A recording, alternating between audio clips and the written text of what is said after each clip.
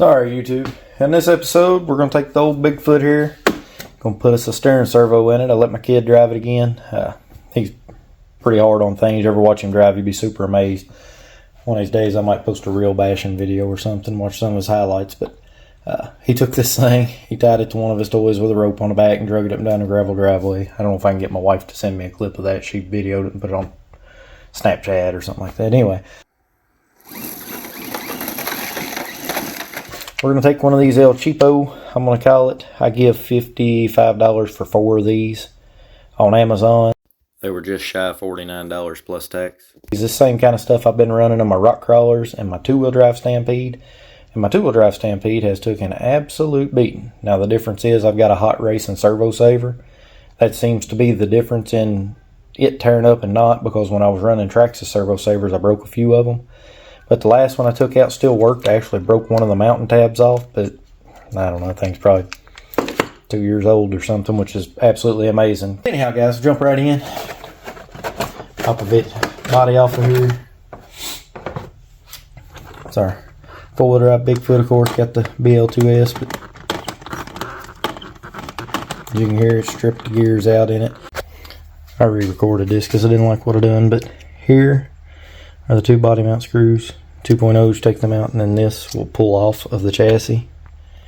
So I can get zoomed out here a little more. And then underneath of all that, there's your receiver box. So these two screws have to come out.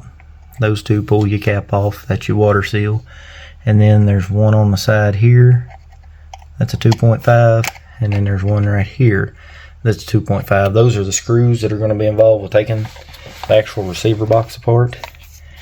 There are 2 screws on the front and 2 screws on the rear, total of 4, and this servo holding it on. One right there, 2.5 millimeter for all 4 of these.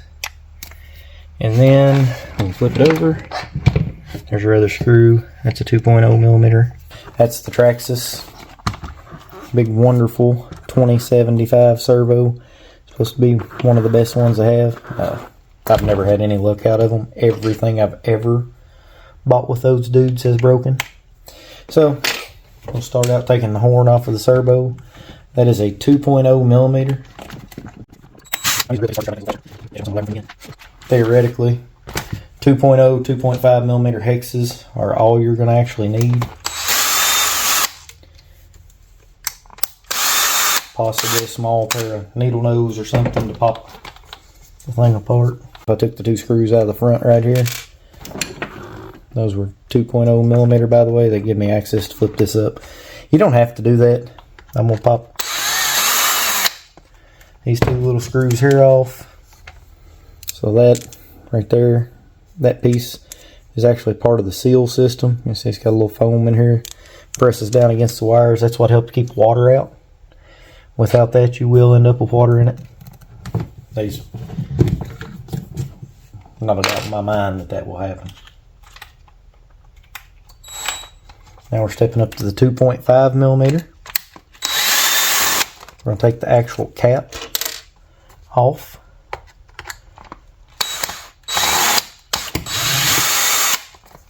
Helps if you put the hex down inside the screw.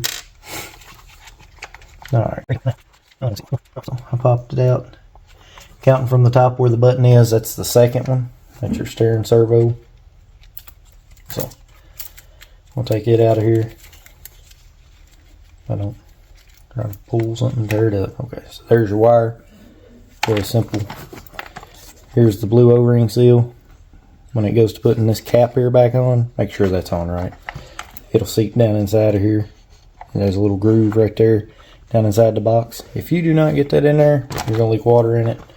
It'll eventually fail. Wires will corrode, all that. So anyway, 2.5 millimeter hex. Take the screws out of the servo to the chassis. There you go, guys. That's how easy you can pop the servo out. These servos comes these nifty little horns if you're going to do something special with them. If I was going to run a rock crawler, no servo saver, that's what I normally run. These little horns work just fine. They actually take a decent little lick against a rock or whatever it might be.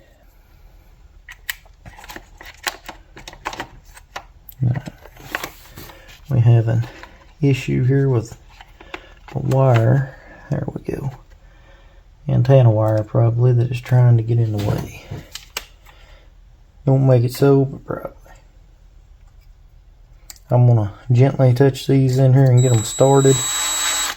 And then I'll go to the next one. Get all 4 of them in. I'll tighten it back down with something handheld. I absolutely am not going to run this. My little tool set that I use here, my star bits or whatever, or Allen bits, those things come off Amazon as well. I gave $13.50 for these things. They work great. I'll show you the easy way here. That's your socket. It goes on your wheels. You take and put it on there. You kind of got to bind it up when you go get them tight, but it'll slip if not. But you take and just kind of pull that thing side to side, and it'll bind. And you can use it to tighten up the screws. Just take them things, run them down flush, give them about 1/8 a turn. Pretty simple.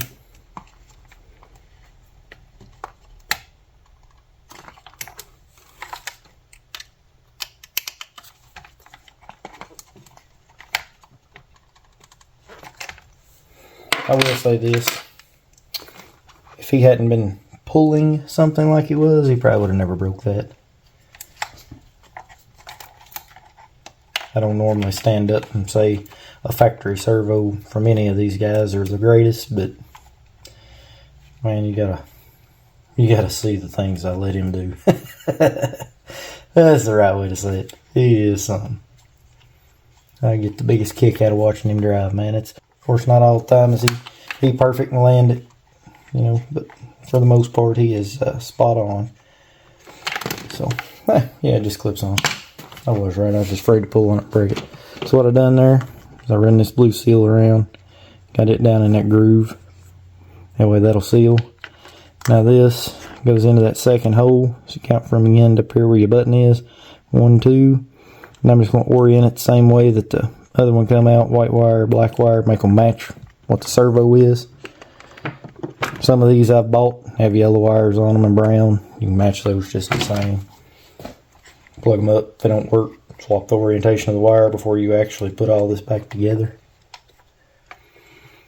One of the main things is to keep your slack out from inside your box till you get your top on, get your screws back in it. Then of course your 2.5 millimeter. Take and put your lid back on it.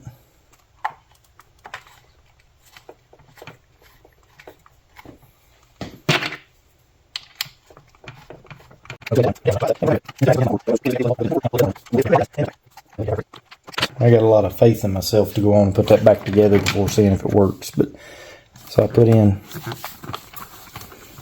I don't know if I can get this spun around with light on, it's a problem now.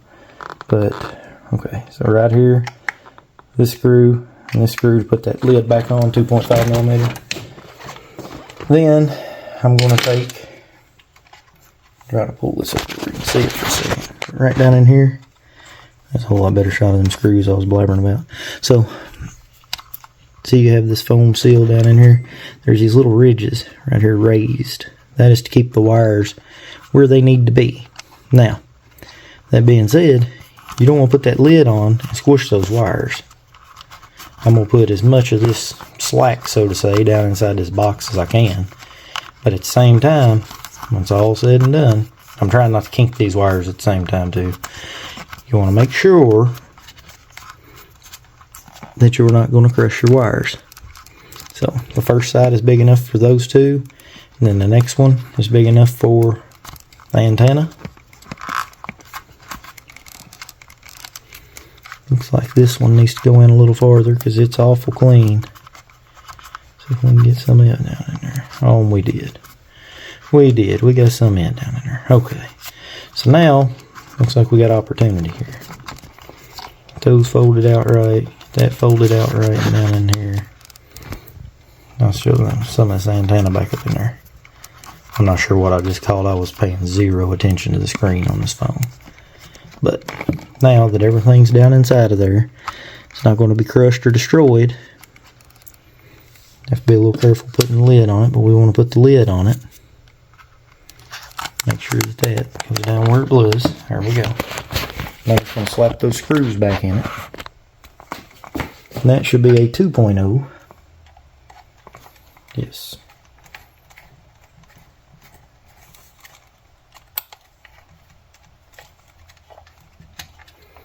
I will say this while we're here doing this video again.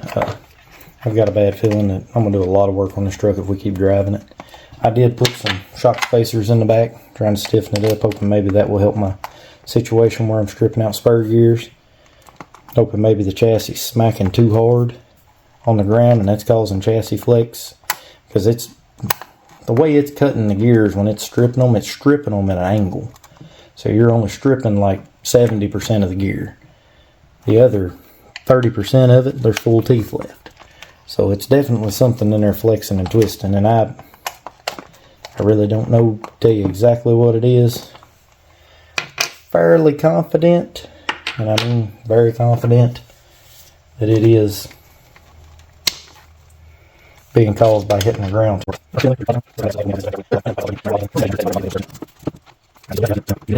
Alright, so everything's on. Now comes the fun part. We put our battery in it. That's your 3000 milliamp Traxxas battery come with it. Of course, comes that phone piece. Turn the remote on first. Truck on. There you go. So now we have connection to our steering servo. Main thing is to try to get your wheels straight as you can. I think that's pretty close right there. I just eyeballed this. That looks super close. I've got it centered on the remote. That's a very important part. I should have told you that before I told you to put it on. Take this little knob here, turn it straight up. That way it's centered. Really, really going to make a difference.